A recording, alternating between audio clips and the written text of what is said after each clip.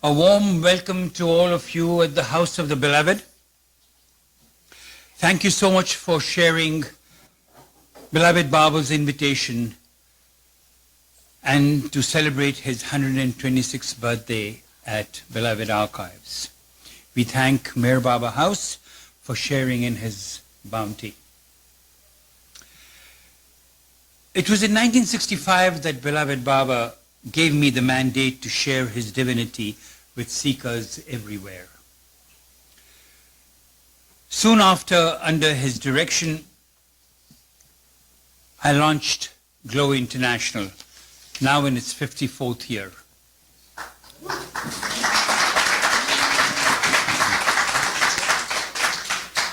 In 2011, we established Beloved Archives here in Hamilton. Today, with the tangible assistance of architect Richard Griffin, who is here. Richard.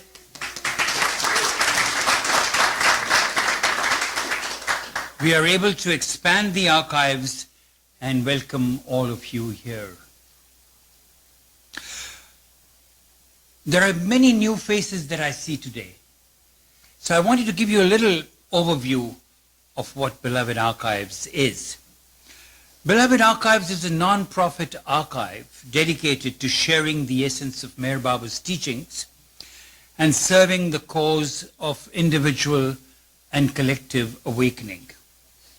We have an extensive collection of Meher Baba artifacts: his hair, his nails, his sadras, his western clothes, his alphabet boards, his eating utensils, his signed books and letters, all preserved and rehoused for posterity. The two chairs you see here, Meher Baba sat in these two chairs during a visit to our home in Dehradun in 1950 and 1953. In our vaults, we have over 200,000 documents, many of them original, rare photographs, audio recordings, original films. In fact, everything related to Meher Baba's Avtaric advent. In 1950, during the New Life, I celebrated Meher Baba's birthday when he and the women Mandli came to live for a short period across the street from us. I was then 4 years old. But the most memorable birthday that I was a part of was when Meher Baba celebrated Zoroaster's birthday on September 7, 1953. On the same day, he gave the iconic message, highest of the high, laying the high points of his Avtaric mission. But today I'm not going to talk about my life with Meher Baba. Today is a day for Tom and Kathy Riley to narrate about their time with Baba. But I wish to share a few house notes. If you wish to buy any books on the life, work and teachings of Meher Baba, you can do so at the book room at the back of the archives. You can also subscribe to Glow International. If you wish to donate for archival work, you can do so at the signing desk. We also accept credit cards. At the end of the program, I will be happy to show you around the museum and the archives for those who have not seen it. When we had our anniversary event, a number of you signed up as volunteers. We still need more volunteers to work on our archival projects. So please write down your name and email in the guest room to become a volunteer. Today we have a gift for each family. Before you leave this evening, please collect your gift from me. And today I'm delighted to welcome Tom and Kathy Riley. Tom has been a dedicated soldier working tirelessly in Meher Baba's cause. For over 65 years, he has shared his experience and his paintings of the Beloved with seekers worldwide. Some of his prints are available in the book room. And he has been lovingly joined by his lovely wife, Kathy, who has regaled audiences with her songs to the beloved.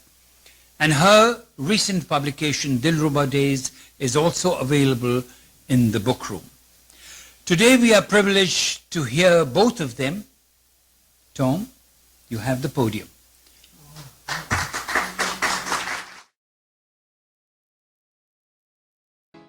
So can you hear me okay?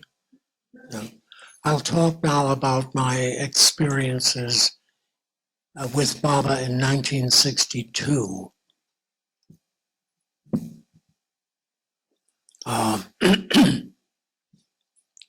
Let's see, where will I begin? Arriving early, getting there. Yeah, because I was so preoccupied at this particular time with, I was just totally absorbed in the art of painting. And I had a bachelor's degree in education, fortunately, that enabled me to work part-time as a high school teacher, not just in art, but several other fields as well.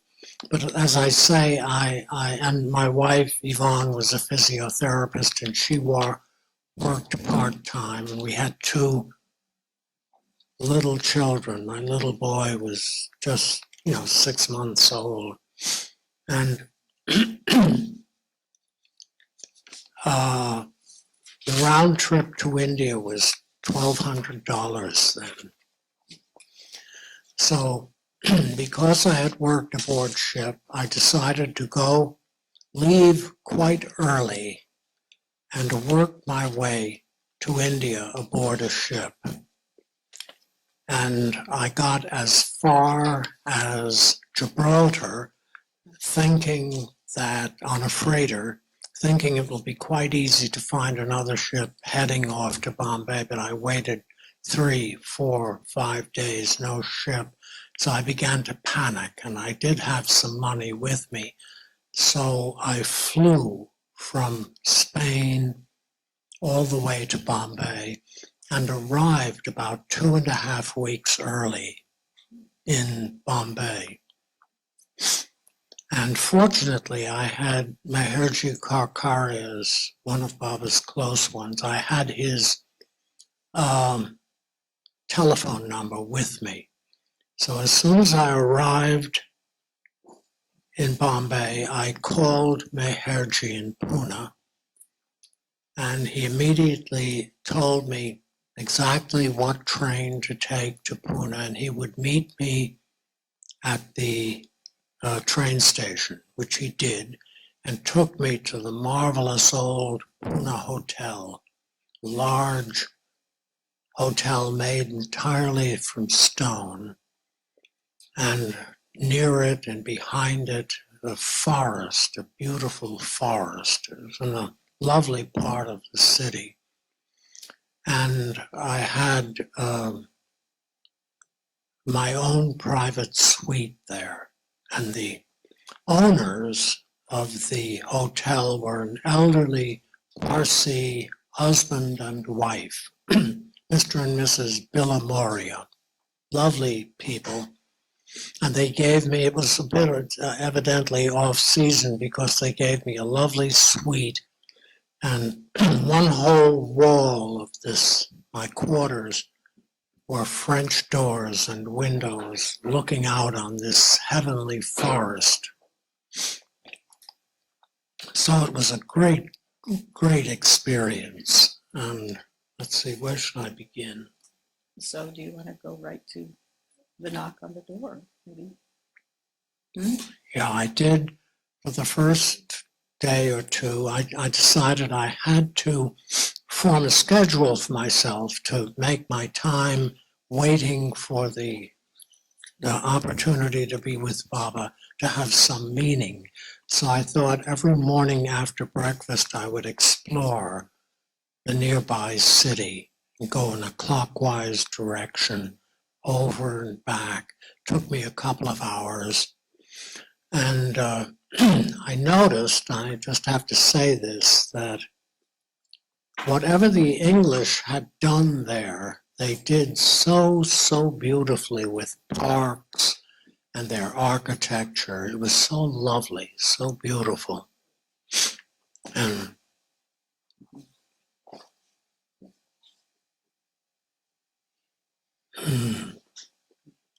yeah, this went on for a couple of days, and I came back, had lunch, it was getting quite warm. I turned the fans on, and I had brought with me a couple of important books. One of them was a compilation of translations of the Persian poets. And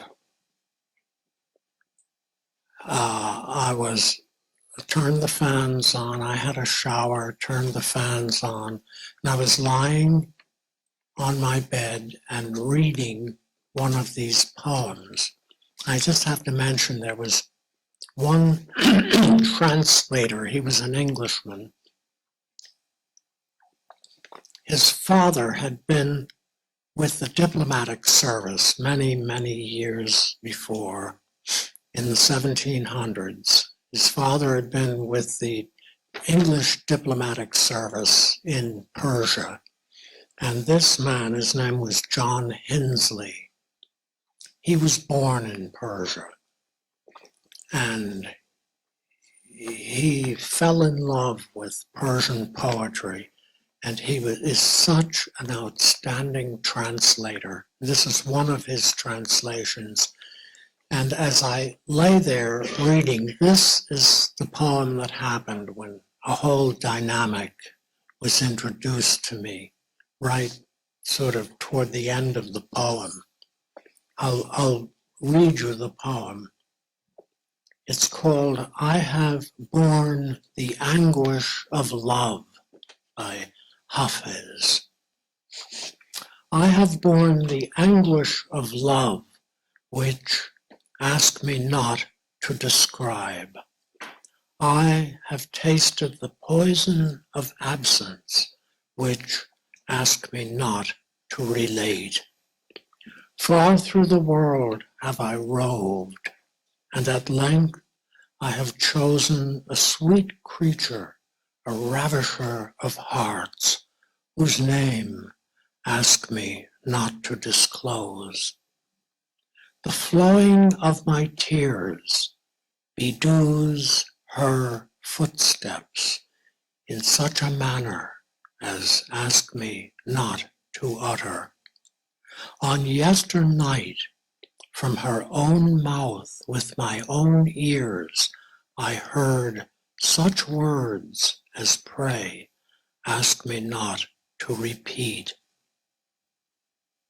Why do you glance at me for restraint? Do you hint that I may have told? I have devoured a lip like a ruby, but whose, ask me not to mention. Absent from thee, and the sole tenant of my cottage, I have endured such tortures as ask me not to enumerate. Thus am I, Hafiz, arrived in the ways of love. I've arrived at extremity in the ways of love, which, alas, ask me not to explain. Now, I had just finished the poem when someone knocked at the door. And I called out, because the door was unlocked, I called out, come in. And who was it but an older man? I had no idea who he was, and he introduced himself as Francis Brabazon and said that Baba had sent him to me, and that Baba wished me now to come with Francis to Guru Prasad to be with Baba. So, I was overwhelmed by this. It just took me over entirely. And I got myself as ready as I could. And Francis, where is it here? Mm-hmm. Outside the hotel, a car was waiting, and there was a young Indian at the driver's seat. Francis and I got into the back seat, and I was in such a psychic state of, at the doorstep of the beloved's being, and I was in another dimension of consciousness, and tears were in my eyes, and I was using all the strength I had available to poise myself and keep myself in a state that wouldn't, just break me down. And Francis and I got into the back seat, and we were driving toward Guru Prasad, which was maybe a mile away through the city. And I'm trying to keep myself stable and poised so that, there won't be any expression of this emotion I'm going through. And all of a sudden, within a minute or so after leaving, I hear next to me like this, and I turn, and the tears are streaming down Francis's face. And it saved me and brought me back to stability and focus. And we kept going. And now we approached Guru Prasad, a very large villa in a wholly different kind of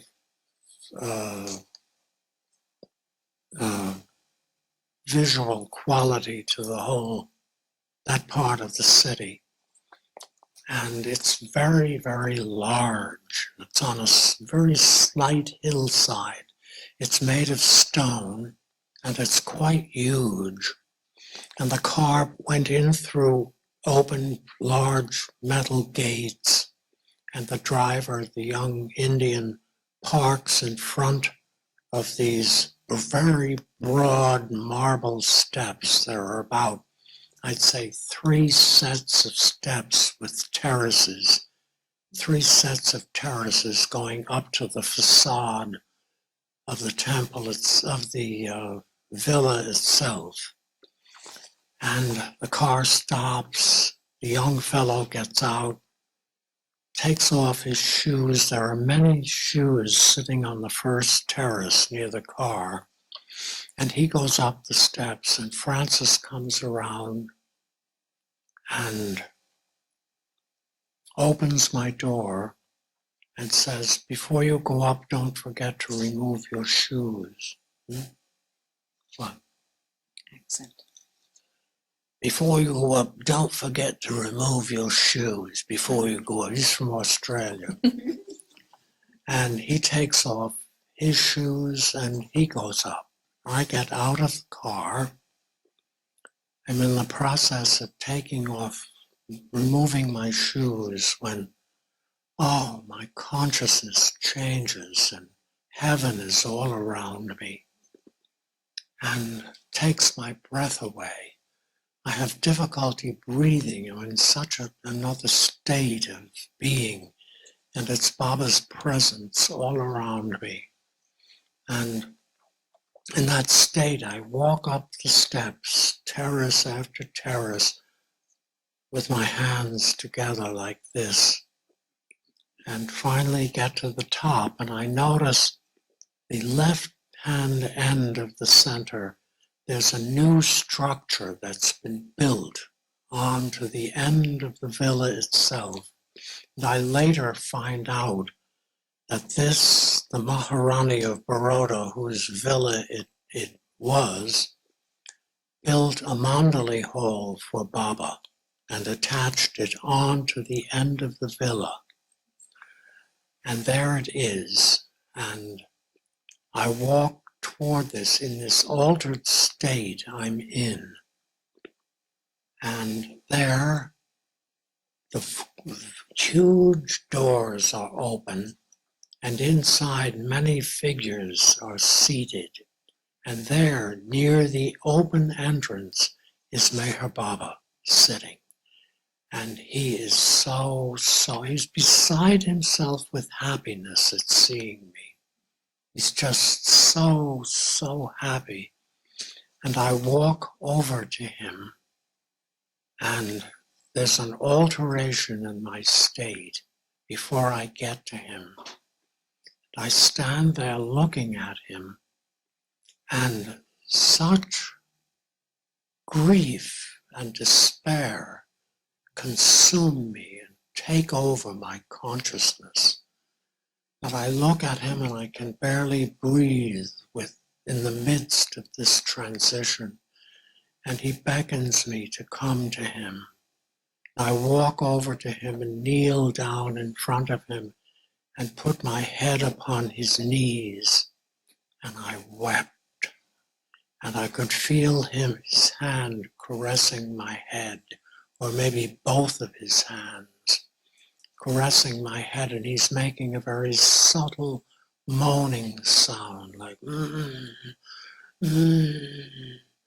And at one point I saw on the cuff of his sadra the most beautiful, marvelous thread work, so artistic that it just focused me and helped me to regain stability of the moment and consciousness of the moment.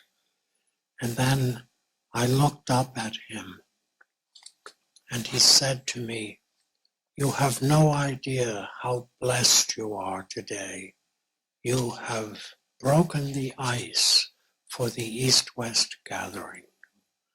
And he put his hands on me and caressed me like this. And then the quality of nowness took over. Here I am, back in a state of normal consciousness after a few moments. And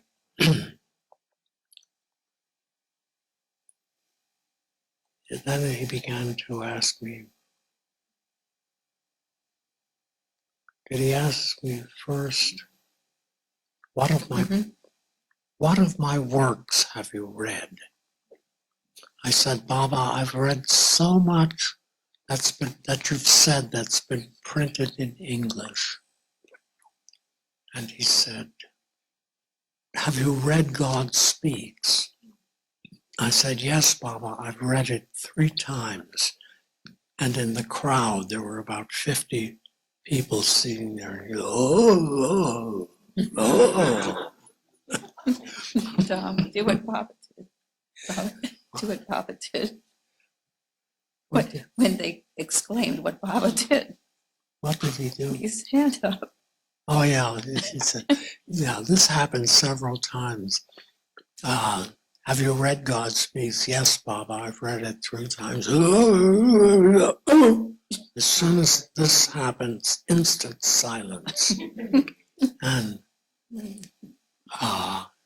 he said, he hesitated for a moment and studied me seriously and said, "Could you sum up for me in a nutshell the essence of God Speaks?" And there was a silence. Baba's studying me, waiting for the answer. And it was so amazing. It formed itself within me because having read God Speaks was such a revelation for me, such a discovery and a fulfillment. I remember exactly what I said. The whole of creation exists so that the soul can find its way back to you. Did you get that? The whole of creation exists so that the soul can find its way back to you. And, We're about to say to God. oh, I was about to say to God, but no, something inside said to you. And oh, Baba was so happy to hear that. And the whole crowd now, and he didn't do this. And then after a while, he just barely did this. And they stopped. And Baba came over close to me and went like this with both fingers. Let's see, then what happened?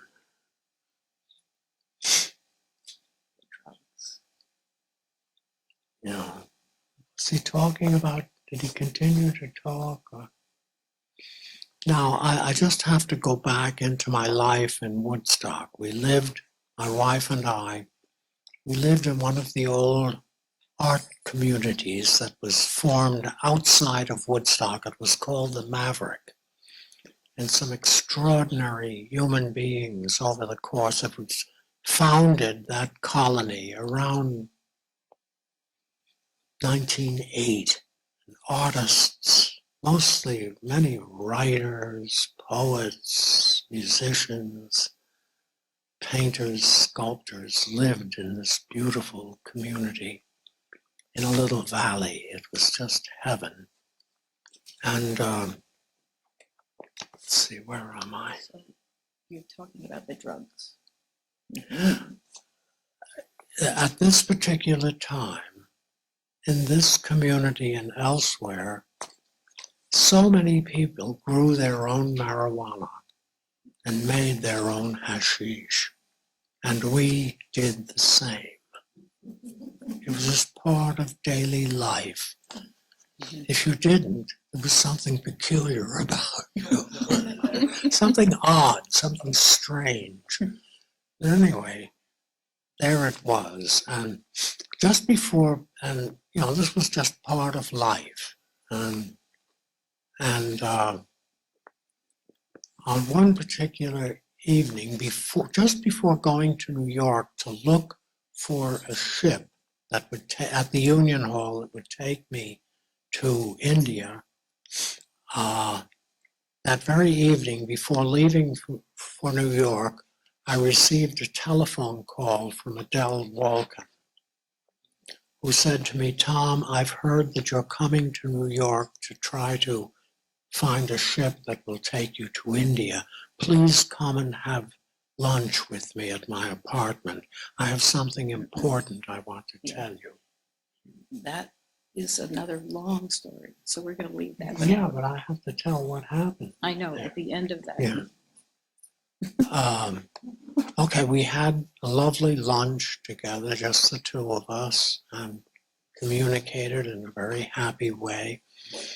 And I was about to leave, and I asked Adele if she'd like to smoke a little hashish.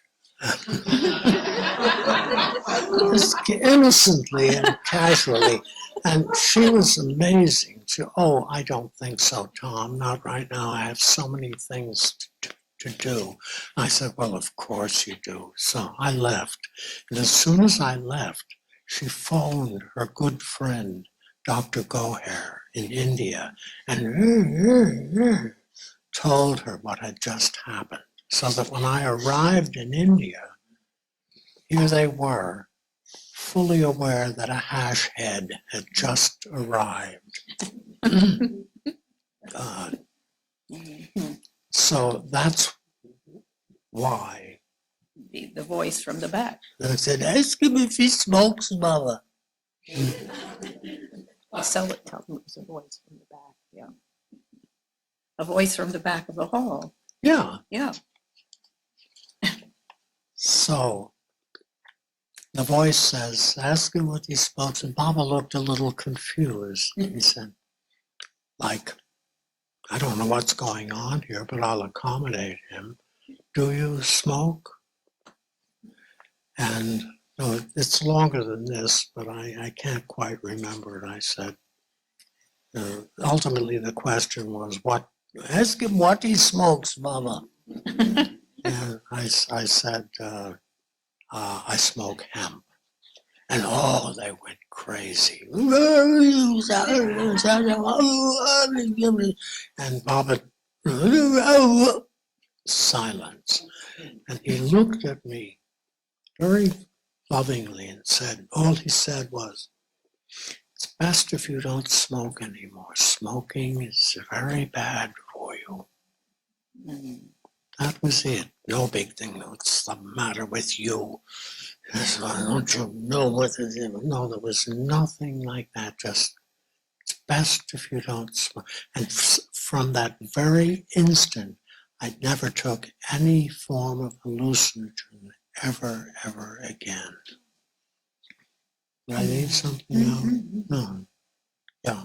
Never brought it up again, except the first day of the gathering.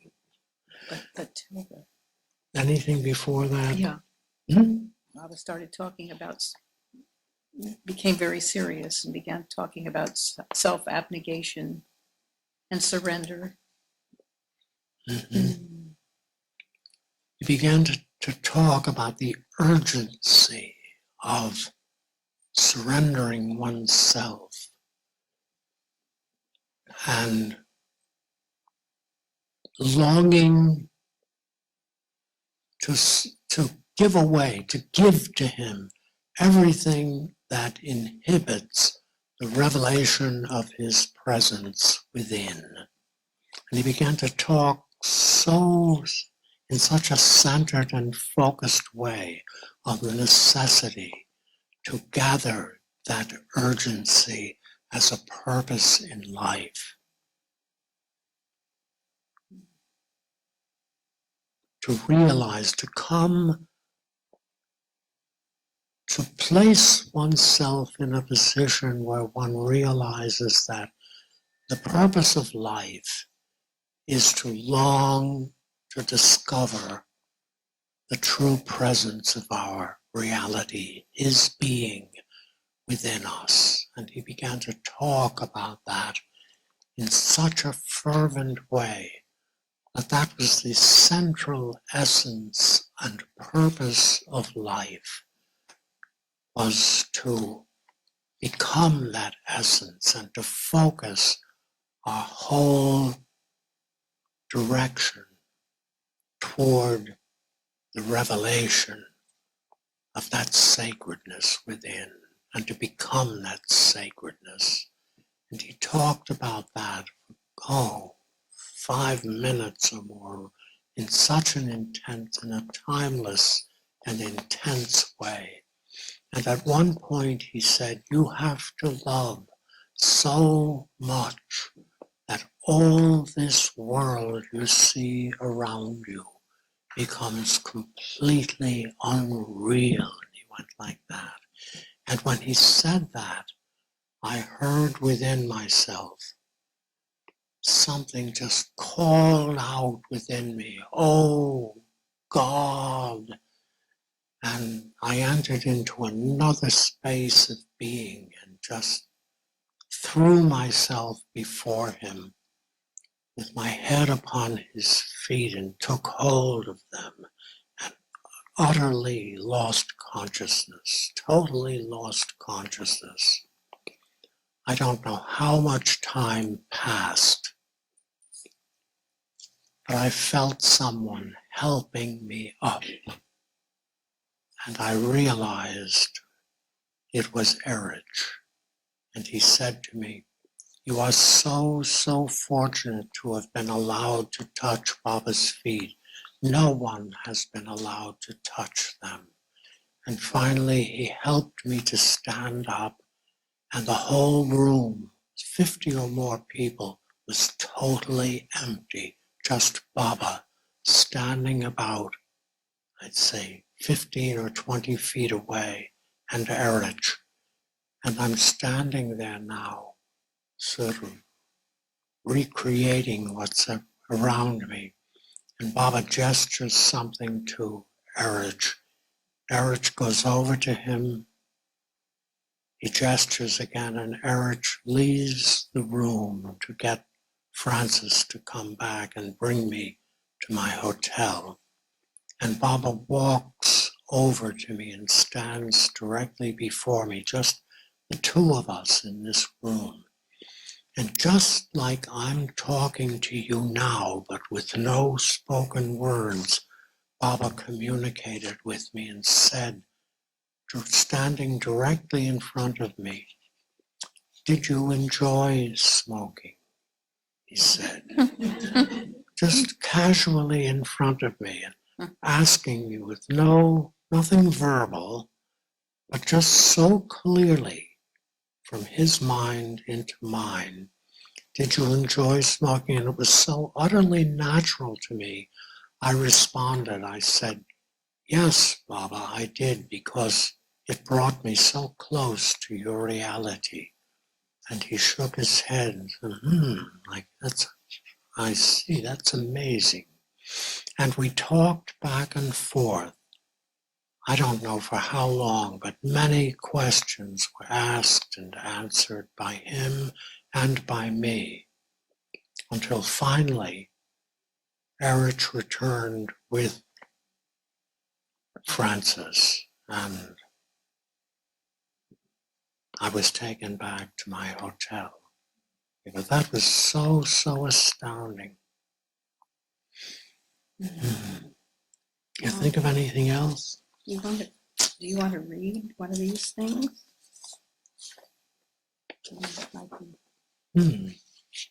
Something I later wrote about that. I'll read it for you.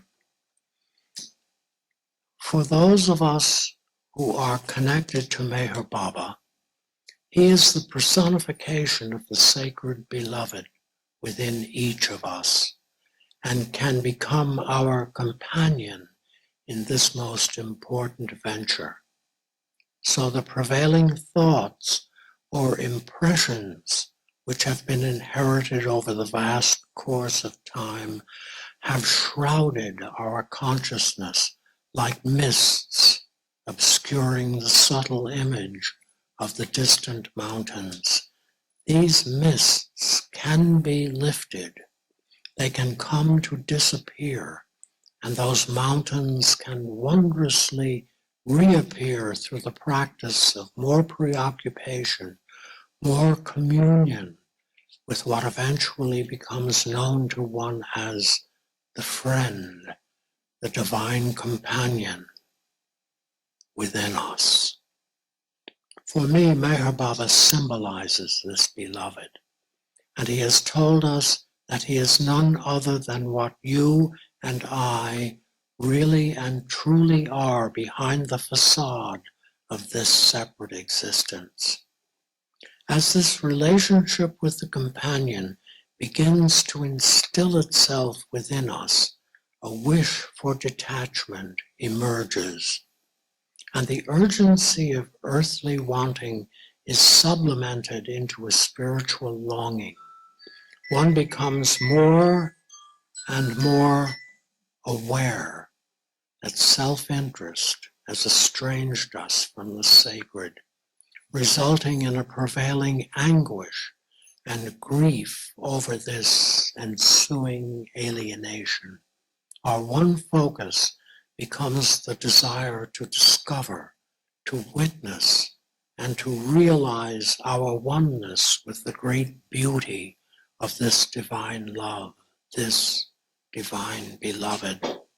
Meher Baba has said, quote, "The beloved can only be found within you, for his only abode is the heart.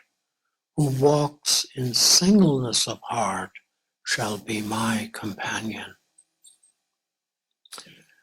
And then this is further quoting him, "When one has become connected to the Master, one has to love him. Setting one's heart on the Master is the beginning of self-purification. Really, Self-surrender means giving up through continuous communing with the Master, the Beloved, the sanskaric impressions which have made for separation, for alienation from one's sacredness. In time, with dedication, longing for this purity evolves. Further, Baba said, quote, to be a recipient of the Master's help, one must make continuous effort to surrender. Spiritual advancement is a succession of one surrender after another until the goal of the final surrender of you as a separate self is achieved. End quote. When did this come up? At the East-West Gathering.